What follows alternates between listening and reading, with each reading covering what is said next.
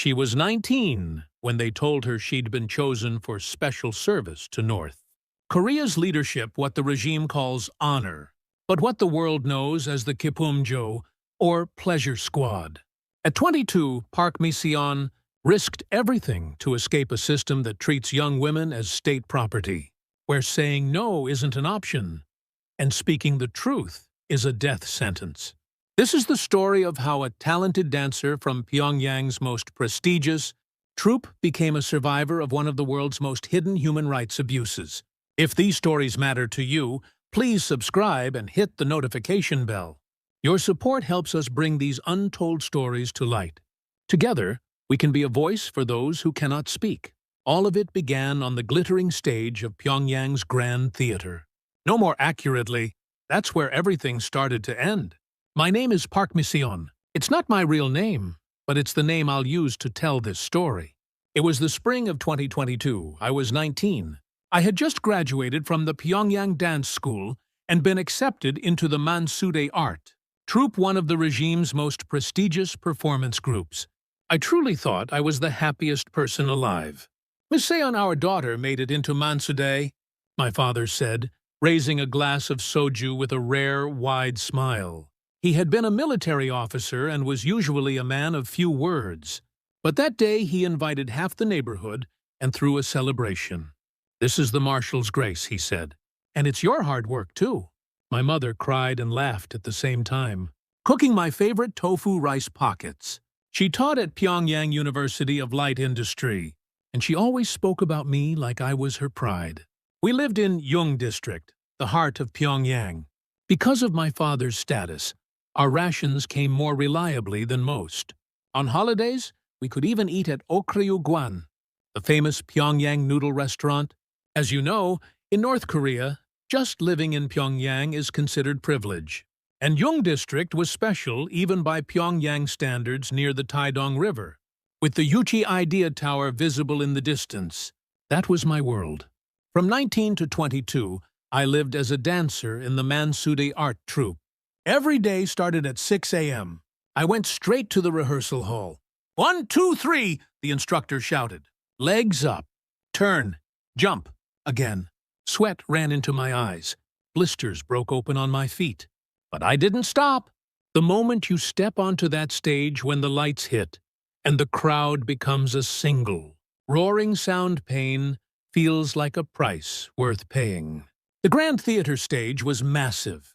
Thousands of seats, blinding spotlights. When the music began, it felt like the whole country was looking at me.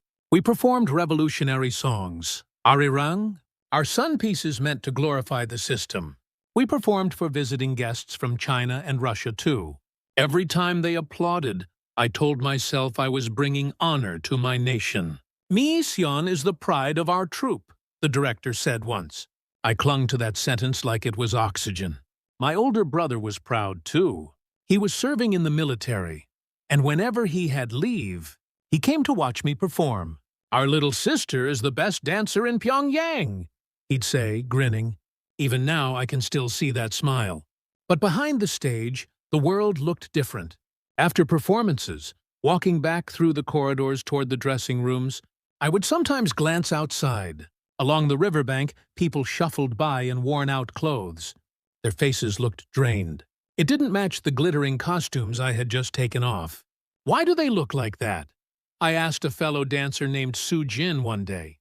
Her eyes went wide. She slapped her hand over my mouth. Shh, don't think that. Don't say that. We just dance. That was the first time something inside me tightened. Why was a simple question dangerous? In the fall of 2023, my brother died in a traffic accident. They said a military truck overturned. That was all. I wasn't allowed to attend his funeral.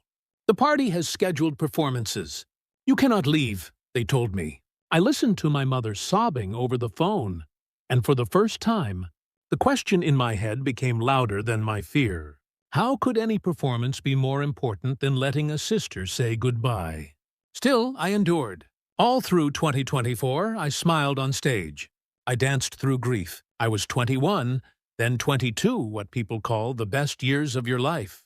My parents kept telling me they were proud.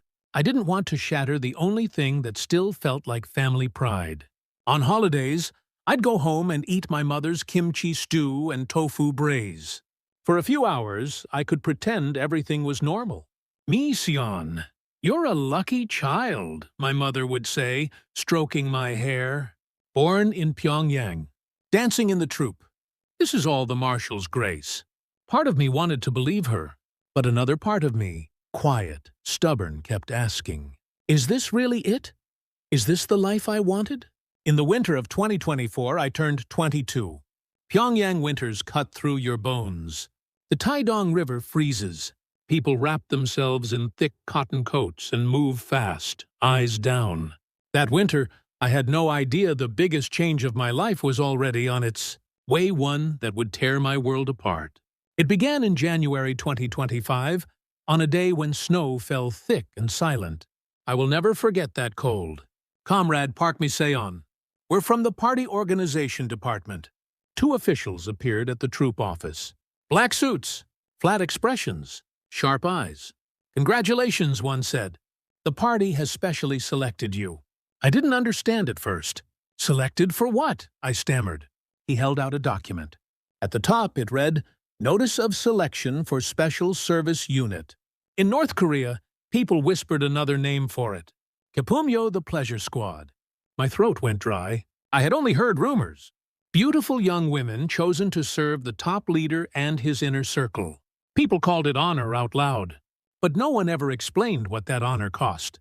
Everyone did know one thing you could not refuse. Report within 1 week, the officials said. Inform your family as well. When they left, I stood in the office like my body had turned to stone. My hands shook. Was this a blessing or a curse? When I told my parents, my mother collapsed onto the floor. Mission, my baby, she said, and tears poured down her face. My father didn't speak. He knew what it meant. He had lived long enough in the system to know. That selection is just another word for ownership. Father, can't we refuse? I begged. He slowly shook his head. Mission, this is an order from the party. There's nothing we can do. For the first time in my life, I heard helplessness in my father's voice. A man who had served the military for decades couldn't protect his own daughter. She's only 22, my mother sobbed. She hasn't even married. My eyes burned, but I couldn't breathe. I didn't need anyone to explain what was waiting for me. My body understood before my mind did. A neighbor, Mrs.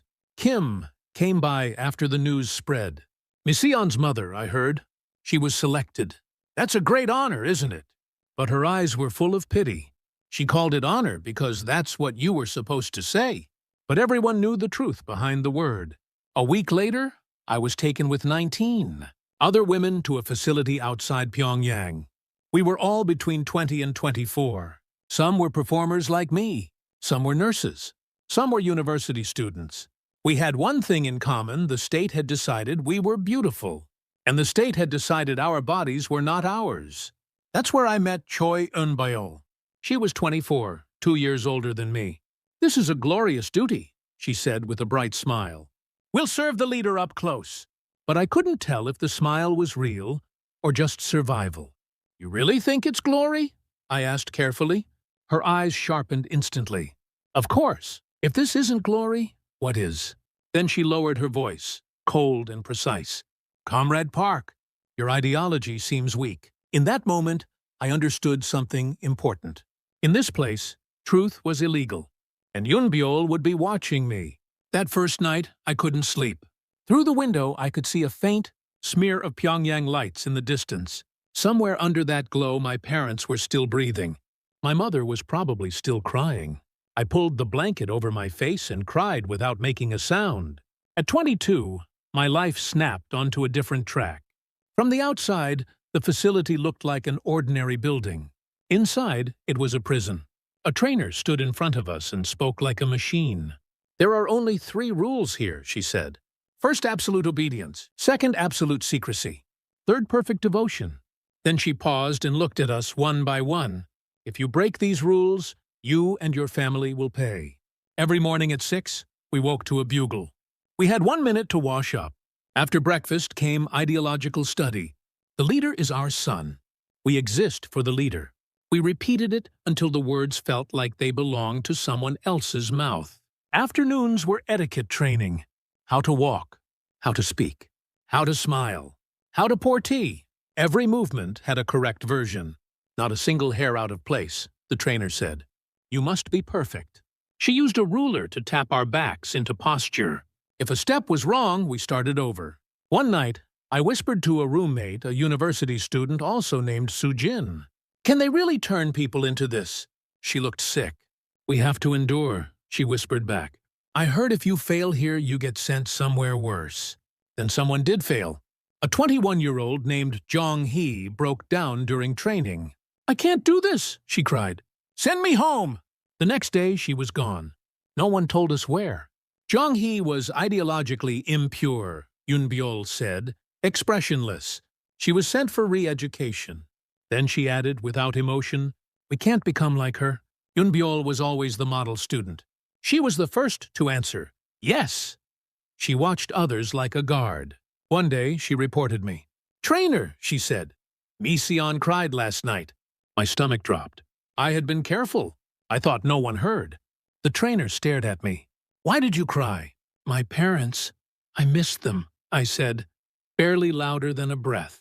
Longing for family is weakness, the trainer snapped. Think only of the leader. Contact with family was completely cut off. No letters, no phone calls, no visits. My mother's voice became something I had to imagine. One night, Sujin whispered again, her face pale. What are we, people or property? I couldn't answer. Because the answer was obvious, and saying it out loud felt like a death wish. After 3 months, some of the women changed. Their eyes went flat. They moved like machines. Yes, thank you. It's an honor. That was all that came out of them. I fought it, quietly, inside, but resistance had nowhere to go. Near the end of 6 months, the trainer announced it like a graduation. Soon, the real service will begin. Only then did I fully understand what prepared meant. By the time training ended, I had been reshaped, not into a better dancer, into an object. In June 2025, the service began. After that day, I saw the ugliest face of the system. I can't describe everything, not because of secrecy, because there are details I refuse to hand to the world as entertainment. But I can tell you this. The life of the highest power was nothing like what ordinary people imagined. We were taught the leader is the sun. But what I saw wasn't a sun. I saw a man who drank too much and shouted. A man who treated women like tools.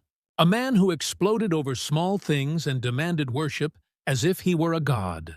Foreign alcohol, luxury food, imported goods piled like trophies. Outside those walls, the people were hungry. I whispered to Sujin one night, my voice shaking. I don't think my mother's generation even saw this. She swallowed hard. Even kings in old Korea weren't this shameless. She whispered back. I saw habits and preferences that felt absurdly petty for someone holding a country's fate. He demanded a certain order at meals. He hated certain colors. He stayed up late drinking and screaming at aides. Inside my head, a sentence kept repeating. This is the man they made us worship. Wunbyol watched me constantly. Mission, she muttered one day. Your face isn't controlled. You've been acting strange. Her eyes were narrow. Calculating. You're not thinking impure thoughts, are you? I forced a smile so hard my cheeks hurt. No, I'm just tired. Then another blow landed. I finally learned about my brother's death properly, fully long after it happened. He had died in the fall of 2024. While I was locked in training, no one even told me right away. I was denied his funeral, denied the chance to bow once, denied a last goodbye. I hid in a bathroom and cried until my body shook. Oppa! I heard his voice in my memory laughing, proud. Mission, you were the prettiest on stage. Then I heard about my mother. She had fallen ill. People said grief had put her in bed. I wanted to run home. I wanted to see her face. I wasn't allowed. During your service term, outside visits are prohibited. The trainer said, like she was reading a recipe. I begged anyway. How can a world exist where a child can't even attend her own brother's funeral? The trainer didn't blink. Personal matters come after party duty. That was the moment something inside me went completely cold. We weren't human here. We were state property. At 22, I couldn't do anything. I couldn't mourn. I couldn't be angry. I couldn't even look sad. I had to smile and serve. Inside my head, I said the words I could never say out loud. This is slavery. This isn't honor. It's a curse. At night, I started planning. I had to get out. If I stayed, my life would end inside those walls alive, but erased. Yoonbyul's suspicion grew. Your eyes are different lately, she said once, as if she could see through my skin. I became more careful, but my decision was already made. In July 2025, I decided I would escape, even if it killed me. Mission, you're really going to do it? Soo-jin whispered, trembling. I nodded. I can't live like this. I'm 22. I can't let my life end here. Soo-jin hesitated for a long time, then gripped my hand. I can't. I'm too scared, she whispered. But you have to make it. Preparation had to be silent and slow. I saved what little money I could. Small rewards they gave us, and money my parents managed to send through hidden channels. I exchanged it into U.S. dollars and hid it inside my clothing. Through a distant relative with connections in China, I found a broker. He sent a message back. You can travel by train from Pyongyang to Sinwiju. Cross the border from there. Then the warning, if you're caught, you die. I knew. The hardest part was saying goodbye to my parents, without telling them the truth. I asked for permission to leave for one day. My mother is seriously ill, I said to the trainer. Somehow, I was granted a single day. When I stepped into our home, my mother looked smaller than I remembered. Thinner, like grief had eaten her from the inside. Mission, she said, clutching my hands, I miss your brother. My throat closed. I wanted to tell her everything. I couldn't. Mother, I'll be fine, I said, forcing the words out. I'll come back safely. What do you mean? Where are you going? She asked, startled. I just mean I'll do my duty and return, I lied. If I told the truth, I could destroy them. Before leaving, I looked at the apricot tree in our yard. I had played under it as a child, running around with my brother. The memory hit like a punch. Appa, am I doing the right thing? At the gate, my father called my name. Mission. Yes, father. He paused. His face held a look I couldn't name. Then he said only one sentence. Be careful. That was all. But the way he said it felt like he knew, like he couldn't say the rest. I walked through Pyongyang one last time. The Taedong River, the Juche Tower, the city I had lived in for 22 years, a place I loved, and a place I had to flee to survive. Goodbye, Pyongyang. I chose the escape date, July 15th. The broker said summer water levels made crossing possible. Even one day missing could raise suspicion. I needed an excuse. I'll say I have a hospital visit, I told Soo-jin. That night, sleep didn't come. Tomorrow, the state would call me a traitor. But I didn't see it that way. This wasn't betrayal. It was survival. Appa, protect me, I whispered into the dark. Mom, Dad, I'm sorry. I can't live like this. Before dawn, I packed almost nothing.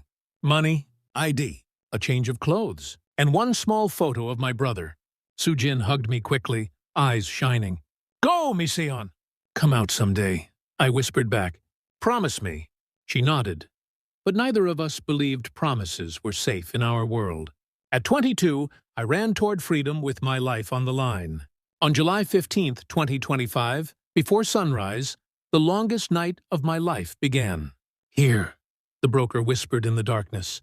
Outside Sinwiju, the Amnok River Yalu River lay in front of me. Water rushed loud and constant. Summer had swollen the river. On the far side, lights flickered. China. From here, you go alone, the broker said. Those lights, China. Don't make sound. Avoid the beams. If you hear dogs, stop. My legs shook so badly I thought I might fall before I even stepped in. Is this what people felt during the Korean War, fleeing in the dark? They had families beside them. I had no one. I stepped into the water. Cold shot up through my body. It grabbed my ankles, then my knees, then my waist. I moved slowly, holding my breath, praying without words. Then it happened. Woof, woof! Dogs. Patrol dogs. I froze. A flashlight beam swept across the surface, cutting through the darkness like a blade. I sank lower, letting the water cover more of me. A soldier's voice drifted over the river. Looks like nothing's there. Then let's go back. The light moved away. For a long time, I didn't move at all. Not because of the cold, because my fear had turned my body into stone. Then I forced myself forward again. Stones shifted under my feet. The current pushed hard. One wrong step and I could disappear. One step, then another. The far bank got closer. When my foot finally touched Chinese soil, my knees buckled. I collapsed right there. I did it. The words came out like a broken sound. Tears ran down my face. I couldn't tell what kind they were. A Chinese side broker rushed in. This way. Quickly!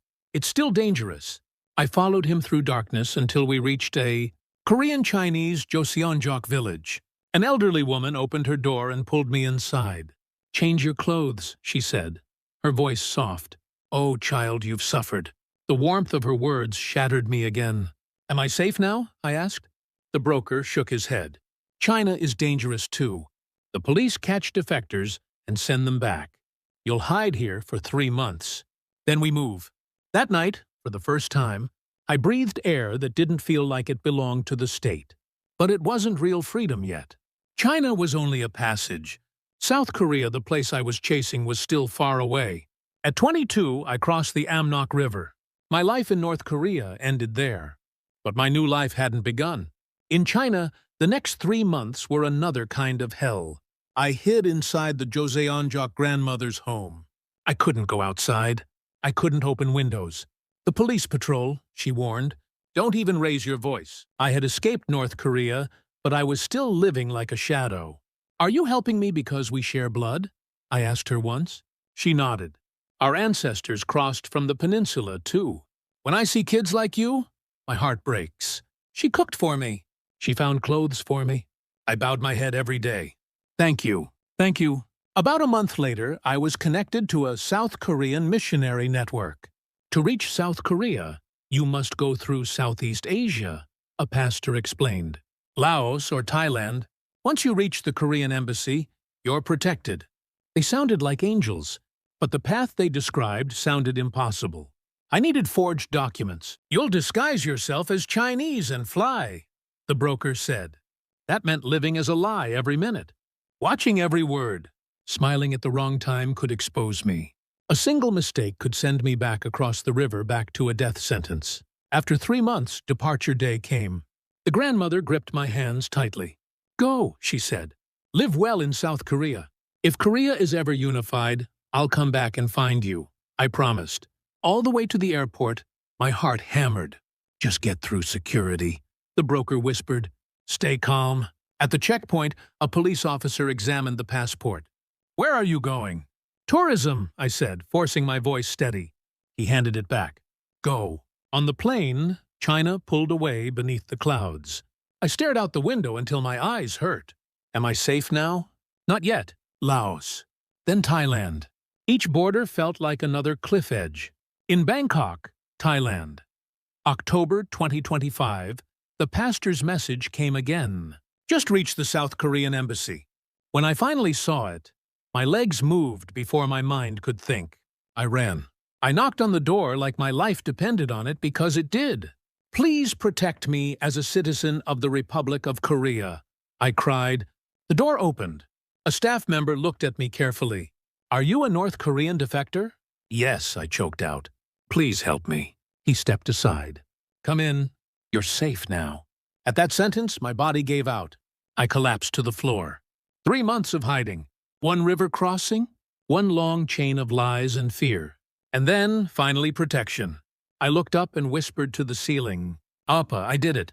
In November 2025, when I stepped onto the ground at Incheon International Airport, I thought my heart might burst. "Welcome to the Republic of Korea," a government official said. The moment I walked outside, tears rose without permission.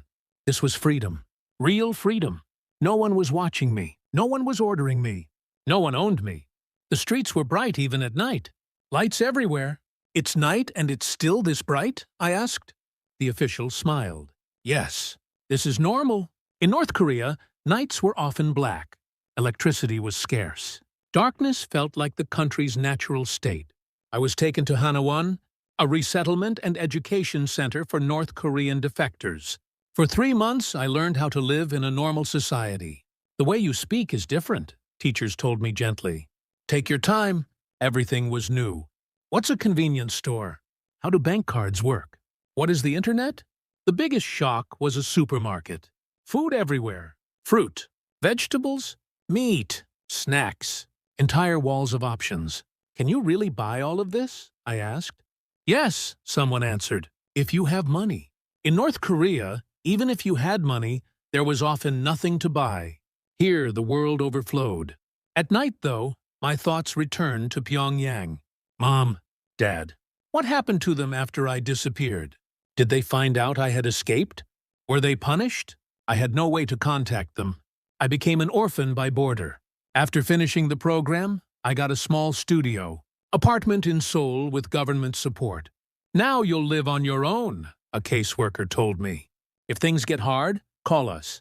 I was 23, and for the first time, I had a home that belonged to me. I wanted to study. I wanted to go to university. But first I needed to adjust language, accent, expressions, the rhythm of everyday conversation. When I told people I was from North Korea, their eyes widened.